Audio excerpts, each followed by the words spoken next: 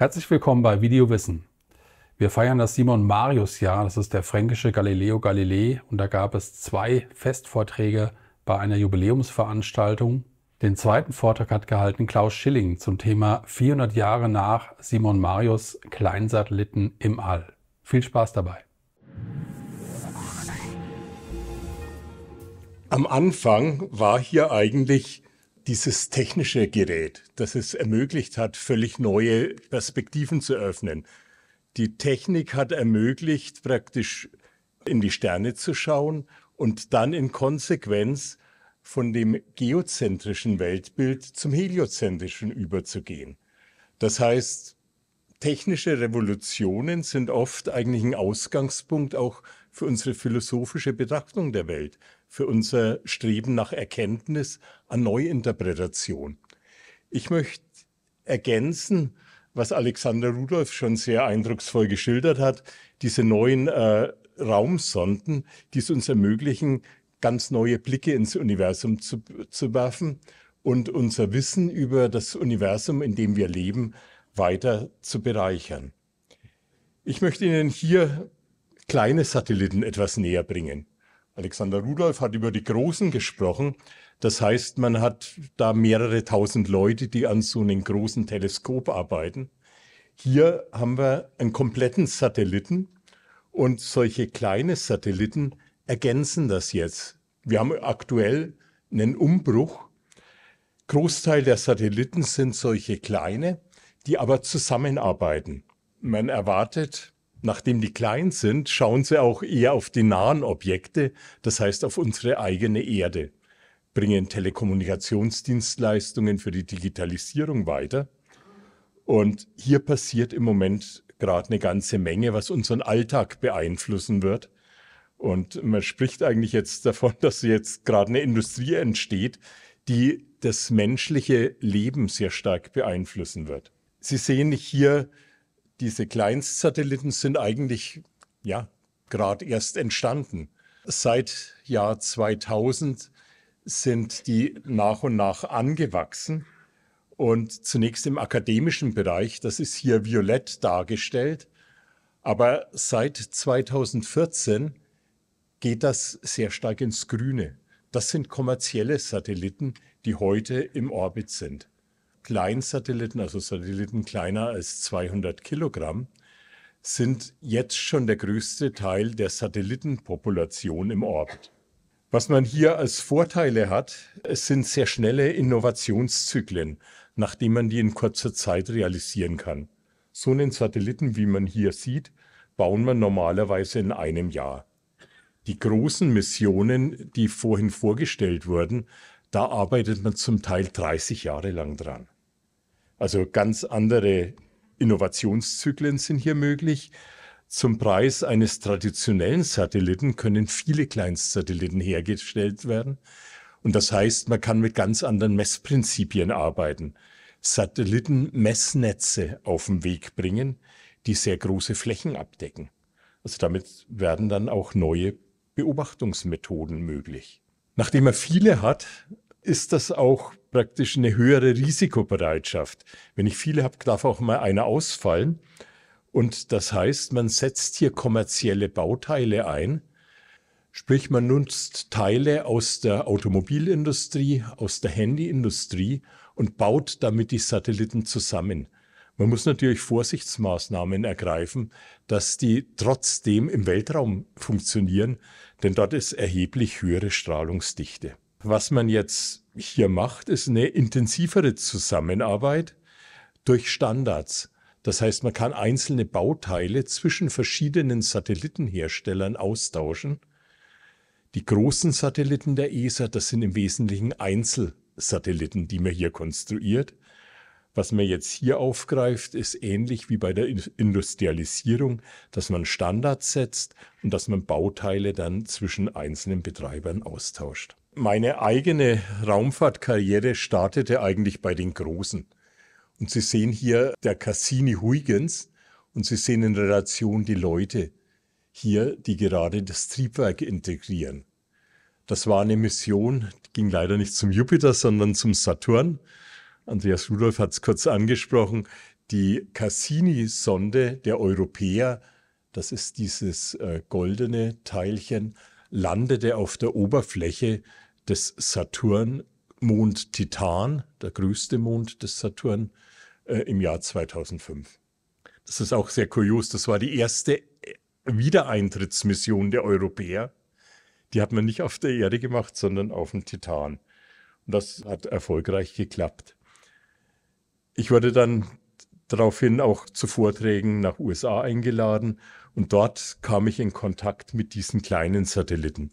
An der Stanford University wurde das gerade ums Jahr 2000 auf den Weg gebracht, dass man Satelliten klein standardisiert und das sind 10 Zentimeter Würfel. Wieder zurück nach Europa hatten wir dann in Würzburg den Universität Würzburgs Experimentalsatellit, kurz UWE, gebaut. Das ist auch so ein 10 Zentimeter Würfel. Der ist gerade 1 Kilogramm Masse.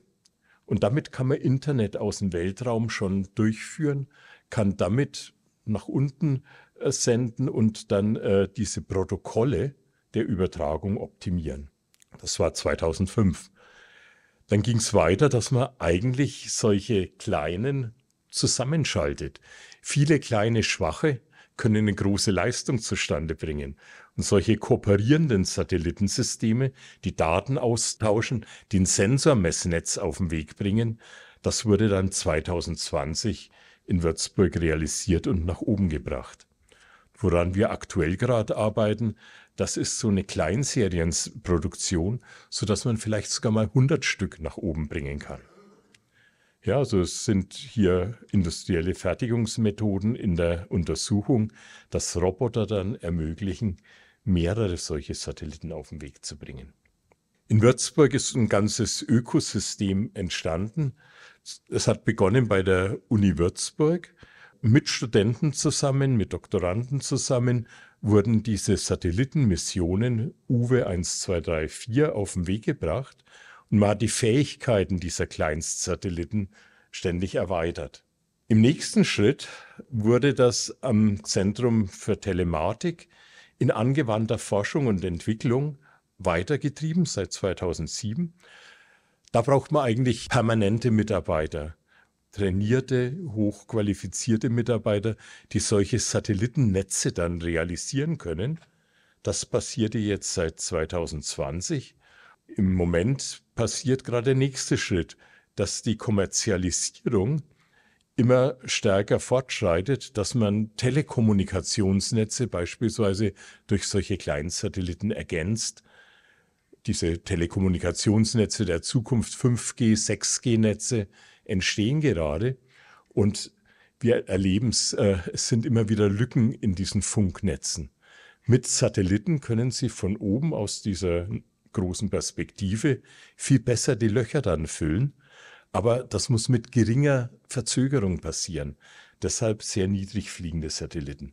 So ist Schritt für Schritt aus der Uni-Grundlage eigentlich diese Perspektive auf kommerzielle Nutzungen entstanden. Mit solchen kleinen Satelliten hat man natürlich auch Verantwortung. Und was hier wichtig ist, dass man Kollisionsvermeidung macht. Wenn also Satelliten einander näher kommen, möchte man ausweichen können.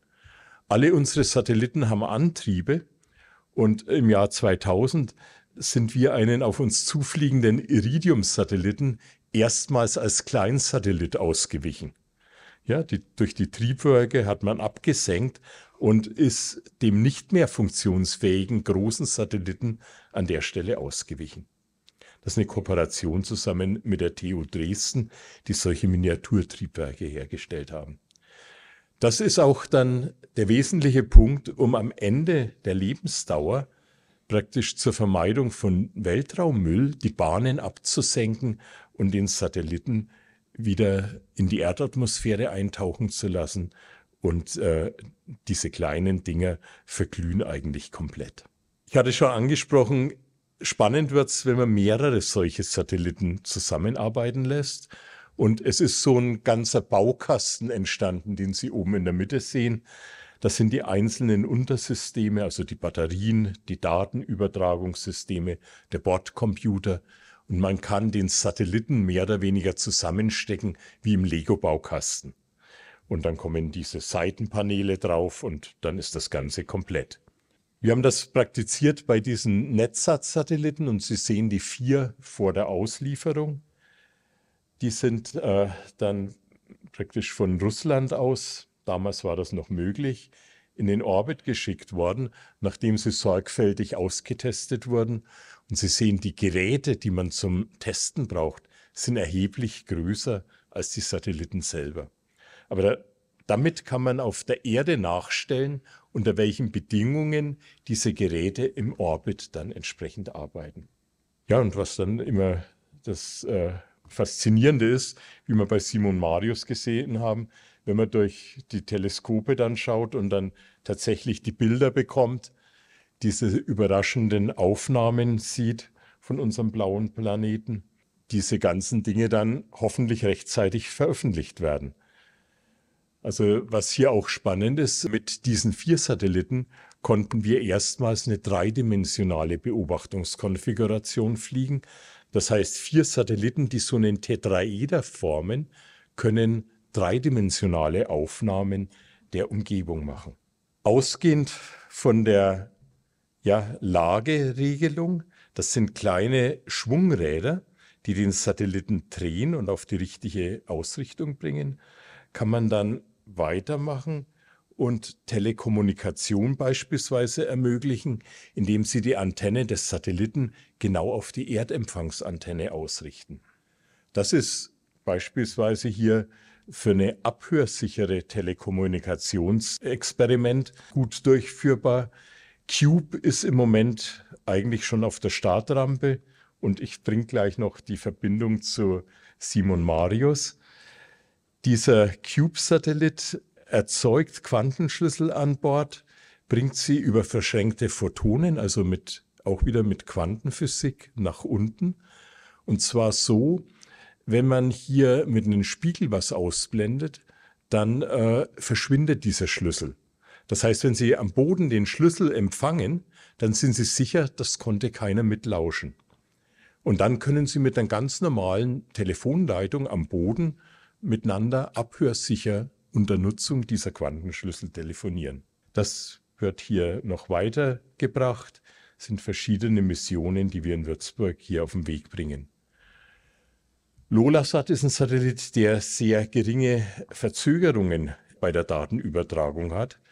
Das heißt, hier versucht man, Echtzeitkommunikation möglichst umzusetzen. Das ist wichtig für Automatisierungstechniken, insbesondere für späteres autonomes Fahren von unseren Autos. Es wird wahrscheinlich ganze Netze geben. In Europa wird gerade so eines auf den Weg gebracht. Telekommunikationsnetze, die Digitalisierungsanwendungen für unseren Alltag enorm beeinflussen werden in Zukunft. Hier spielen natürlich dann solche Formationsfähigkeiten, dass sich die Satelliten aufeinander abstimmen, dass sie Kollisionen vermeiden, dass sie zusammenarbeiten, eine wichtige Rolle. Da kommen Techniken aus der Erdbeobachtung mit in den Telekommunikationsbereich hinein. Natürlich braucht man Herstellungskapazitäten, denn da werden sehr schnell mehrere hundert oder gar Tausende nötig. Und das Ganze muss sorgfältig ausgetestet werden, bevor man das überhaupt nach oben bringt. Vielleicht ein bisschen mehr noch zu Cube, denn da kriegen wir gleich noch einen Link zustande. Das ist ein Satellit, der ist ein bisschen größer. Ich habe Ihnen auch so einen größeren mitgebracht. Das heißt, das ist so ein 6 Kilogramm Satellit, da ein 1 Kilogramm Satellit. Und was wir hier haben, ist ein 3,5 Kilogramm Satellit. Der kann sich so genau drehen, dass er aus 600 Kilometer Höhe schließlich eine 3 Meter Antenne am Boden erfassen kann, um dann mit dem Laser entsprechend die Kommunikation aufzubauen. Das ist Zusammenarbeit mit der Ludwig-Maximilians-Universität in München, mit der Max-Planck-Gesellschaft, die Quantenschlüssel erzeugen an Bord des Satelliten und diese optische Verbindung, die vom DLR kommt, um damit eben diese abhörsichere Kommunikation zu ermöglichen. Dieser Cube ist fertiggestellt und startet am 1. Juli diesen Jahres, auch wiederum mit einer Falcon 9. Herr Laich hat uns eben gebeten, an der Stelle zu dem Gedenkjahr das Werk von dem Simon Marius, Mundus Jovialis, mitzunehmen und dann aus der Umlaufbahn das an Erdfunkamateure weiter zu verteilen. Also so viel Speicher haben wir an Bord und so hoffen wir, Simon Marius weltweit noch bekannter zu machen. Also neue Techniken, das müsste Simon Marius auch Spaß gemacht haben. Die Zukunft ist eigentlich, man möchte dann ganze Verteilungsnetze, dass man weltweit abhörsicher miteinander telefonieren oder Daten übertragen kann. Ein anderes Beispiel, Lolasat, also ich hatte es schon angesprochen, hier versucht man diese terrestrischen Netze zu ergänzen mit einem kleinen Satelliten, der sehr niedrig fliegt. Und weil er niedrig fliegt, braucht man auch nicht so hohe Telekommunikationsleistungen. Man muss ja kürzere Distanzen nur übertragen und diese kürzeren Distanzen ermöglichen auch, dass man sehr viel schneller reagieren kann. Autonomes Fahren, Notfalleinsätze sind hier entsprechende Anwendungen. Das ist ein Auftrag, der direkt von der ESA an S4 in Würzburg vergeben wurde. Zusammen mit Partnern wird das realisiert. Also der jetzige Starttermin ist 1.7., der dann umgesetzt wird. Ja, wir schauen nicht so sehr nach oben, da braucht man sehr hochauflösende Kameras. Wir schauen eher nach unten, da können wir mit solchen kleinen Kameras, wie wir hier drauf haben, also die Kamera ist eigentlich die ganze Länge dieses Segments. Und damit können wir dann entsprechend hochauflösende Erdbeobachtungsdaten machen. Wenn man nun mehrere zusammenarbeiten lässt, Tom wird demnächst hochgeschossen, Ende des Jahres.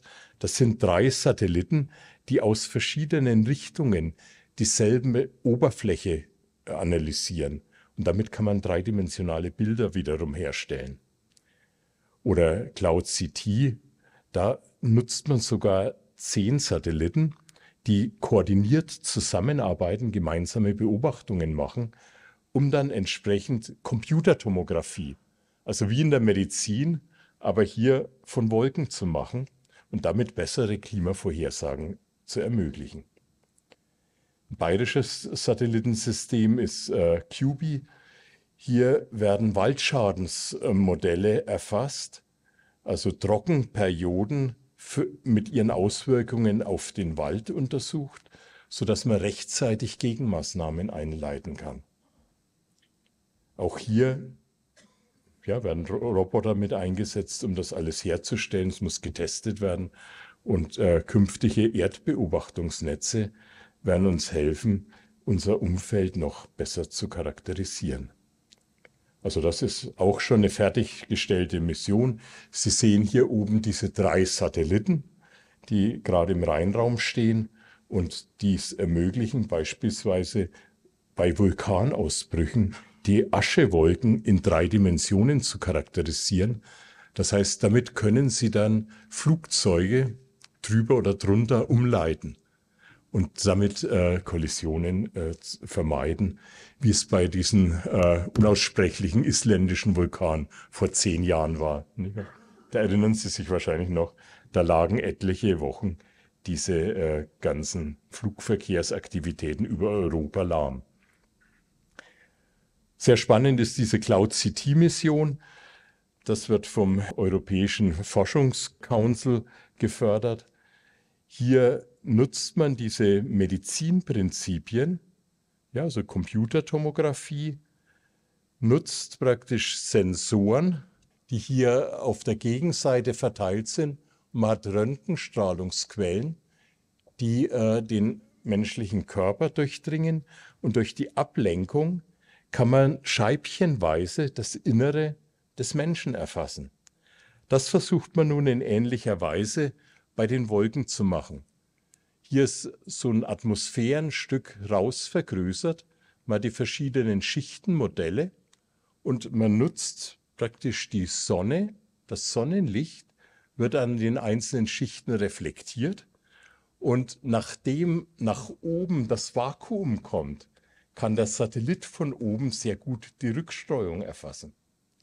Also am Boden kann man das nicht so gut detektieren, denn da werden ja die Atmosphärenschichten immer dichter. Wenn man nun Wolken hat, dann ist der Strahlengang ein ganz anderer. Damit kann man mit aufwendiger Mathematik dann wieder rekonstruieren, wie das Innere der Wolke ausschaut. Und ähnliche Sachen hat man bereits durchgeführt mit Flugzeugen, hat entsprechend diese Wolkenrekonstruktionen gemacht, sodass wir sicher sind, das wird hinhauen. Und wir sind jetzt schon sehr gespannt, wie das dann im Orbit passiert. Das ist eine gemeinsame Aktivität mit dem Technion in Haifa, dem Weizmann-Institut in Rehovot. Ähnlich wie Simon Marius braucht man stabile Orbits. Und Sie sehen hier diese Perlenschnur oder hier dieses Kreisen um einen virtuellen Mittelpunkt oder Kombinationen dieser beiden. Simon Marius hat ja auch diese Himmelsmechanik ausgerechnet. Ähnlich nutzt man das hier, um treibstoffintensive Manöver zu vermeiden und mit solchen kleinen Satelliten mit geringen Treibstoffmengen diese Beobachtungen zu realisieren. Die Satelliten gehen ins Zielgebiet, nehmen aus verschiedenen Richtungen diese Wolkenfelder auf und diese einzelnen Felder von den Satelliten, also wichtig ist, dass es zeitsynchron passiert, und dann kann man schichtenweise, wie in der Medizin, hier das Innere der Wolken erfassen. Die verschiedenen Farben spiegeln dann entsprechende Dichteprofile wider. Also man nutzt die Gegebenheiten, die Sonne, um damit dann die Wolken zu charakterisieren, und die Rückstreuung des Sonnenlichts von der Erde, die Erdalbedo, wird sehr stark von Wolken bestimmt. Man kann auch verschmutzte Wolken, saubere Wolken voneinander unterscheiden. Diese ganzen Rückstreusachen bieten hier praktisch entsprechende neue Messmethoden. Und das ist dann relevant, um Klimamodelle weiter zu verbessern. Sie sehen hier, wie Satelliten jetzt bei uns in Würzburg gefertigt werden. Das ist hier gerade das Aufkleben von Solarzellen auf diese Seitenpaneele des Satelliten. Ja, und diese Solarpaneele werden dadurch viel effizienter gemacht. Also wenn der Mensch die aufklebt, dann zerbrechen sehr häufig diese sensiblen Solarzellen. Der Roboter macht das relativ exakt und ohne Verluste.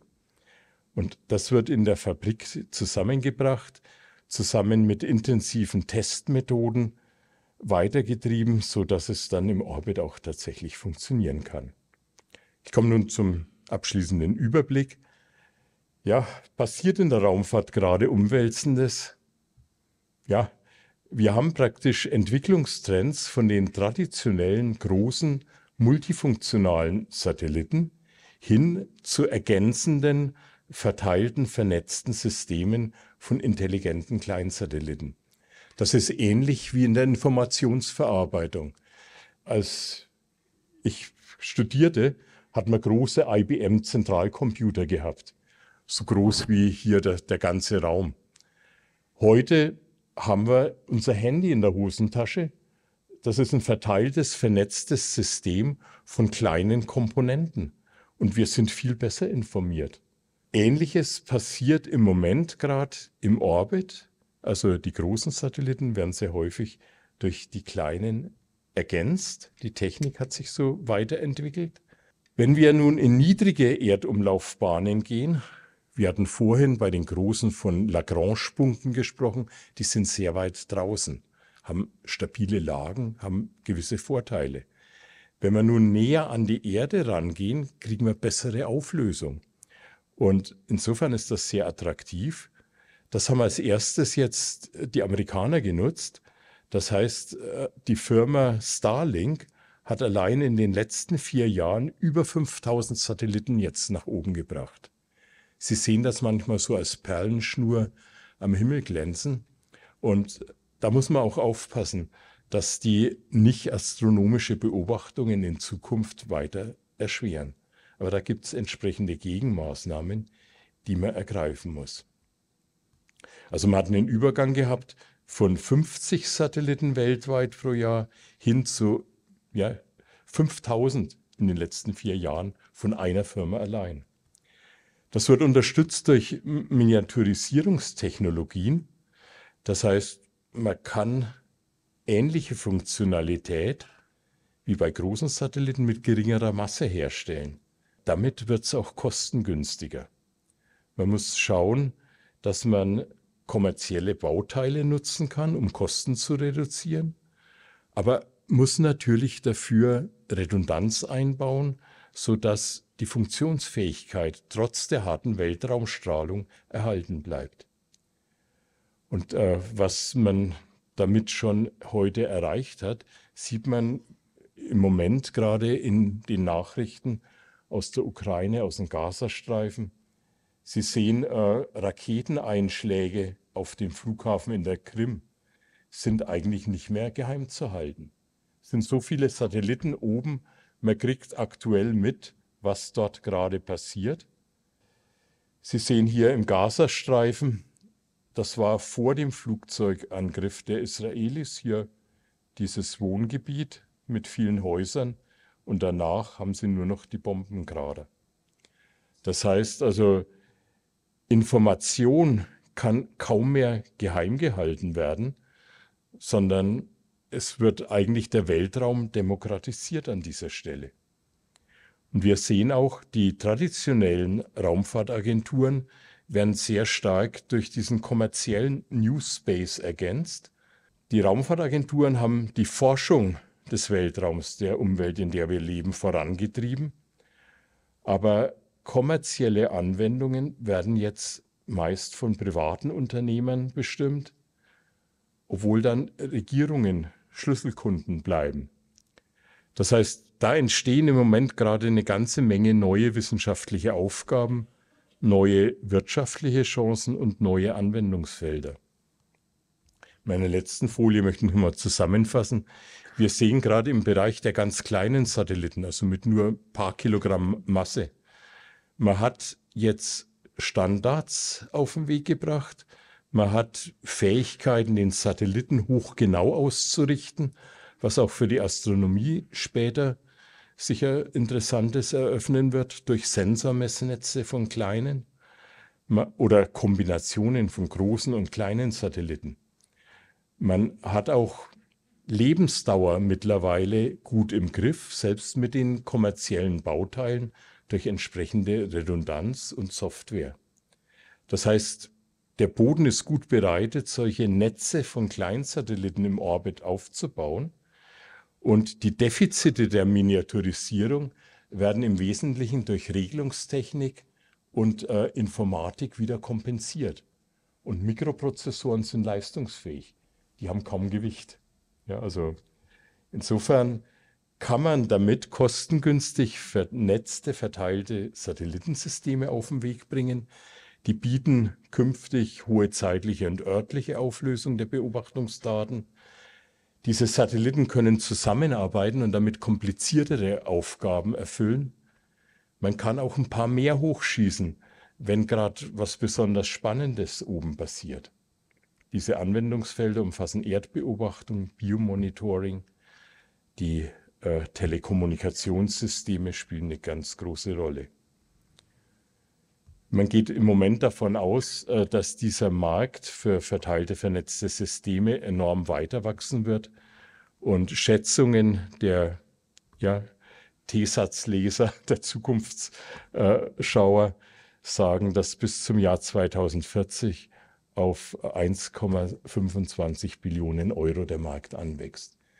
Das ist größer als heute die weltweite Automobilindustrie. Also da müssen wir aufpassen, dass wir in Europa mit dabei sind. Denn was ich schon gezeigt habe, die meisten Satelliten werden aktuell von amerikanischen Firmen nach oben gebracht. Das ist strategisch wichtig, mit dabei zu sein, denn Digitalisierung wird davon global geprägt werden. Und es legt uns auch die Verpflichtung auf, dass die Ressource Weltraum verantwortlich und sinnvoll genutzt wird. Also wir brauchen eigentlich dringend ein Weltraumrecht in Deutschland, in Europa, um dieses rapide Anwachsen in den Griff zu bekommen. Und das müssen natürlich Aktivitäten sein, die auf weltweiter Ebene passieren. Die UNO ist dort schon unterwegs, aber leider wird zu lange diskutiert. Man müsste schon länger viel weiter gekommen sein. Also spannendes Umfeld für die Kooperation von Forschung und Wirtschaft, um dann entsprechende Chancen zu nutzen. Ich bin sicher, das wird unseren ganzen Alltag auch in Zukunft prägen, so wie das GPS, solche Navigationssysteme, uns heute schon prägen. Ja? Man findet so einfach in Nürnberg zu seinem Ziel. Man muss nur das Handy aus der Tasche nehmen und kommt dahin. Also da wird eine ganze Menge an zukünftigen Dingen noch auf uns hereinstürmen. Und wir hoffen auch, dass im Kontext praktisch Astronomie noch mehr solche Sensornetze eingesetzt werden. Dort sind verschiedene Forschungskooperationen auch auf dem Weg, aber es sind leider nicht so weit fortgeschrittene wie die anderen. Vielen Dank für Ihre Aufmerksamkeit.